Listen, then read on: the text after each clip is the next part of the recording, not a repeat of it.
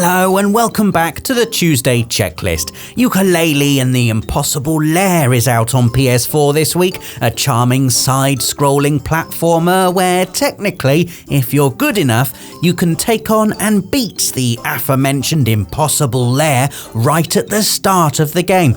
We don't recommend it, it's really hard, and what am I saying, there's probably already footage on YouTube of someone doing it with their eyes closed. What this did get us thinking about, however, are all those times we've got impatient and tried to do things in games we just weren't ready for, a boss or a level that was beyond our means. Elle's up first with a story of Elder Scrolls woe. Alright, my game where I've attempted the impossible, this actually occurred quite recently because it was in Elder Scrolls Online, specifically the DLC Scalebreaker. So my plan was, for PlayStation Access, to make a video about Scalebreaker. And so I downloaded it. You have to download the new section. I headed on over, and it's a big dungeon. And so dungeons in Elder Scrolls Online, they're not just dungeons, they involve doing loads of stuff on the way. You'll find someone and they're like, go to this dungeon. But then there's a load of challenges and trials before you even get there. And I was assured that I would be able to do this by myself. So I arrive and immediately there's a lot of enemies. So if I remember correctly, there were some panthers maybe. And I was like, that's fine. I think I can just finish those off. Very quickly learned I couldn't. Died the second one of them hit me. And I was like, oh God. Huh. And I was like, well, maybe I just approached it incorrectly. I'll just climb up this hill. I'm going to scope it out before I alert them. And I then realized that there were way more. There were loads of wizards, there were loads more panthers, there were poisonous dragonflies, and I was like, okay. So my new plan was, very unlike me, I'm just gonna sneak around the edge. Okay. So I just walked up the edge of a hill until I was the furthest on the map I could be, and then I just crouched. I was going to call it squatted, but crouch is what we gamers call it. And crouched down till I was hidden, and then moved incredibly slowly. I was just very slightly moving on the controller, so I could just creep around the edge. And every time that little eye opened up, I was just wait, and then it would finish its loop walking over there, and I'd be like, okay, here we go. Walking like that. So then I made it through quite a lot of sections like that, because they've all the sections beforehand have big groups of enemies, literally 10 or 12 enemies that you truly need 4 people to take down. And it's going to be a fight with 4 people. And I managed to sneak so far past.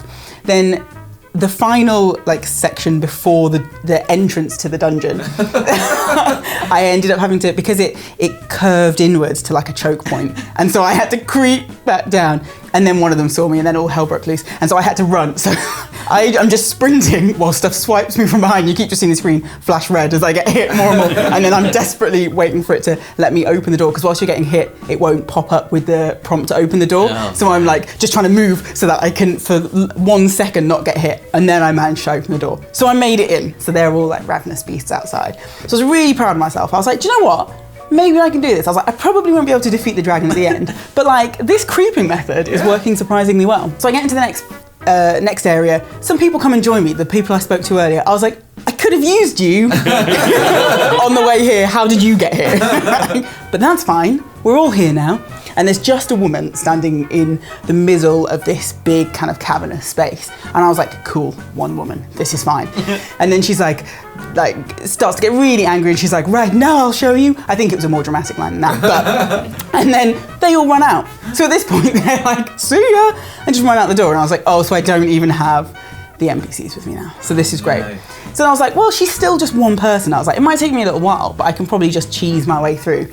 Well, she immediately transforms into an enormous bear. She literally creates an enormous spirit bear that's 8 times the size of me. And I was like, huh. To be fair, I gave it a really good go. I tried way more times than made sense, given the story I've just told you. And then I had to admit defeat, so I never even made it inside the dungeon because the giant spirit bear killed me on the outside. So, a time where I tried to do the impossible in a video game. It was when I was capturing some footage for a Friday feature. And it was a Friday feature about nice places in video games. And one of the bits of footage was the area of forest in Grand Theft Auto San Andreas where the conspiracy theories are that you can see a Bigfoot or a Sasquatch or whatever you want to call it. So I was like trying to capture some footage of this forest, but because I didn't have a save file of Grand Theft Auto San Andreas on like the PS4 version, like you start the game and of course straight away you can only go in like the Los Santos bit of the map. You have to, you know, progress through the story to unlock the other 2 cities. And so there I was putting the cheats in to get the jetpack so I could just like fly over to this bit of map.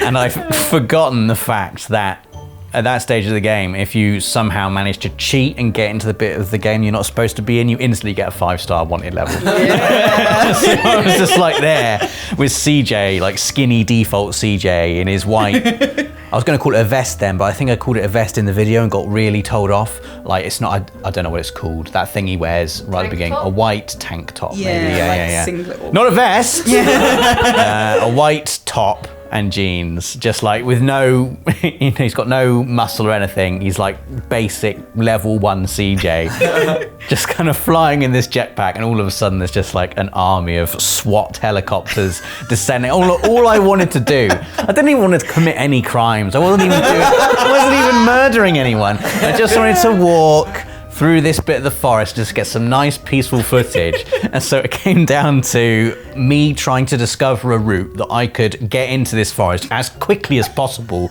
as the bird flies before the SWAT helicopters got to me. So I could quickly just jetpack off, walk, tilt the camera around slowly, make it look really nice, and then just SWAT helicopters wiping me out. And this took about 2 hours of like trial and error, and I couldn't find a cheat that would disable the wanted level. There's like cheats for freezing the wanted level or like making the wanted level a certain amount, but like as soon as you take the wanted level down, if you're in that area, the game automatically just bumps it back up to 5. It's like, you shouldn't be there, get out of this area, I'm gonna kill you now. So it was, I've got cheats. Yeah. Sir, please. Are you sure you didn't just have warrants in that area for the pink taxi? Yeah, No, it's like a completely different save file. Well, that memory card is, you know, kept safe. By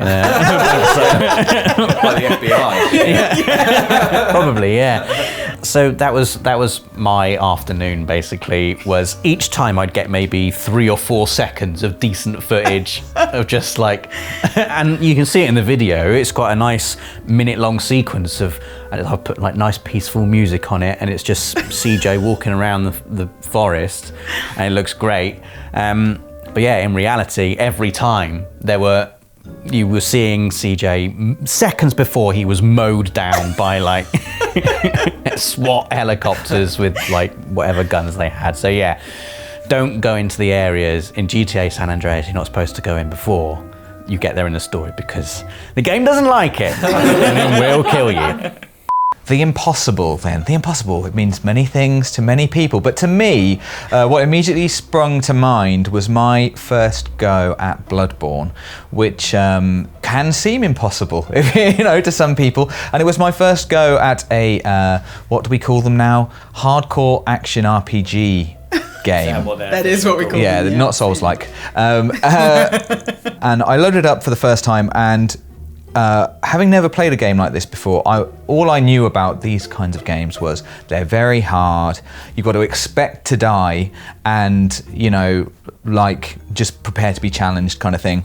So I was hypersensitive to this. So, and the start of Bloodborne is very mysterious and dark, and you wake up in this horrible room, and the first thing you come across is a kind of big, I was going to say werewolf, but I mean, it's just a wolf, isn't it? I don't know what it is.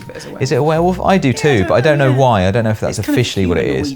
It is, yeah. I guess it's on 2 legs, isn't it? And you don't have a weapon at this point.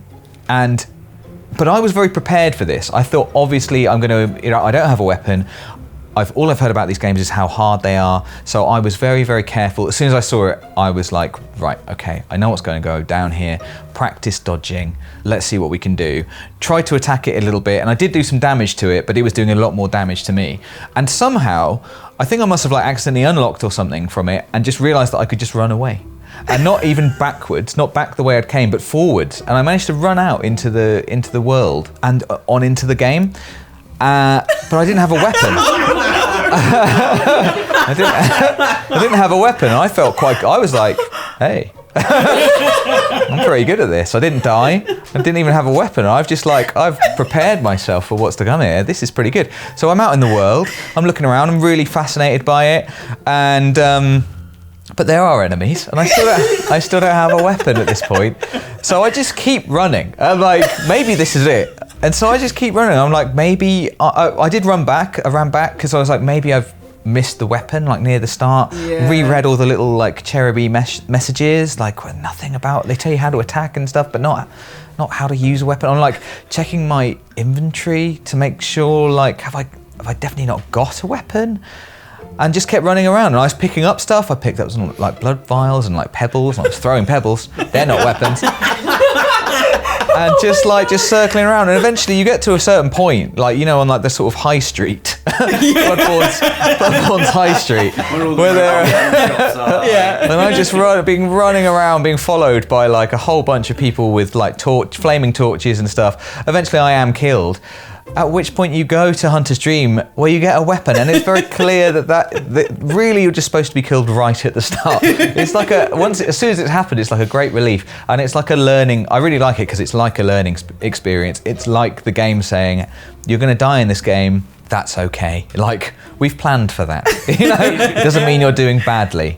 But I didn't know, and I was attempting the impossible because there was no way. I mean, maybe you can. I bet someone's done it. I bet someone's done it. Maybe you can. So maybe it's not impossible, but improbable. Yeah, especially on your first go. Completely wrong. I was so hypersensitive about being killed that I missed the fact it was what was supposed to happen, and then tried to do the game with no weapon whatsoever. So there you go, Bloodborne. My tale of impossible woe was back. It was in October, so a few years ago. Can't remember how old I was, but it was quite a few years ago. And my brother and I we decided one Halloween season we'd marathon the Resident Evil games, and then came Resident Evil 3 Nemesis. And we were doing really well. At this point, we were used to Resident Evil, like, you know, we were being really good, like ammo was beautiful and stuff. we were smashing it. And but for some reason, Resident Evil 3, I was not expecting how terrifying Nemesis actually was. The way he just barges in and he just goes like, "Stars!" And then he just like runs all over the place and he like chases you. And I don't remember, it was pretty early on in the game, but there was like a thin corridor where literally like if you came across, let's say, a zombie, you had to take it out. And we got through there, it was all fine, no interruptions. And we were like, okay, brilliant. And there was a puzzle room. But I think there was also a save point as well. So we were like, oh, okay, brilliant, right, so there's a puzzle, we'll do this puzzle. However, we didn't realize that we had no health, like no herbs, and we had very, very, very little handgun ammo. And all we had was a handgun. We didn't have like any shotgun ammo, and it was purely the handgun. So then we thought we could do the puzzle, but we needed a piece. So we went back out of the room, and Nemesis was right at the end of the corridor. Oh, no. He was there, going all like stars and stuff. He was marching over. I was losing it. It was either myself, my brother, I can't remember who it was. And this was the moment where we realized we had no ammo. So I think we had like 3 bullets on the handgun. So we just were like, pew! And like he's just walking through it as if it's nothing. And then it gets to that point where you get out the knife, the survival knife. Like that's when you, unless you're an elite Resident Evil player, that's when you know things are getting desperate, when you're just gonna try and muddle your way through with your knife. But of course, going up against Nemesis, who is like Mr. X in Resi 2, he's just a big hulk of a man creature thing. What does he say, Rosie? Stars. Can't forget it. He hates stairs. Stars. Oh, stars. Yeah, because his in mission. their unit. Yeah, so his Right. mission is he goes in there and he has to eliminate all members of Stars, including Jill Valentine, who you're controlling. Right. Even though you're not in your uniform, he knows who you are. He's read your file. Yeah, he knows everything. Well, obviously, we tried to go up against Nemesis because we had no other choice. I think we ran back into the puzzle room at one point because we just thought, oh god, there's got to be a herbal item or something in this room, something to prepare us for this encounter. There was nothing. Absolutely nothing. I think there was like a blue herb, but you can't mix that with anything so we just had like a blue herb and we were like, oh, okay, brilliant. But went back out that room, saw Nemesis, the music there just going like da da da da da, and it's still just as terrifying. And we couldn't get past him. There's no way we were going to knock him down this thin corridor. We'd run up to him, maybe give him a little slash, but he'd just go like, and when you're low health, it's just like one hit and you're dead. Or whatever he did, I think maybe he like picked you up and then did something horrific and gory to you or something. So yeah, we sadly, but hopefully I will come back to it because I've been meaning to come back to it for ages. So I will come back to it at some point, and Nemesis will not catch me down that stupid thin corridor again with this da-da-da-da-da music. He won't get me, I will pass that point, I will go back to it. So, no, not that. I try and definitely. I used to be amazing at this, and ever since I've pointed it out, all I can ever say is so. You said that to me. I don't think I've said so. Yeah, you see, you've learned, unless Yeah. I've degraded. So, let us know in the comments when you've tried impossible things you just weren't ready for, and give us a like if you enjoyed the video.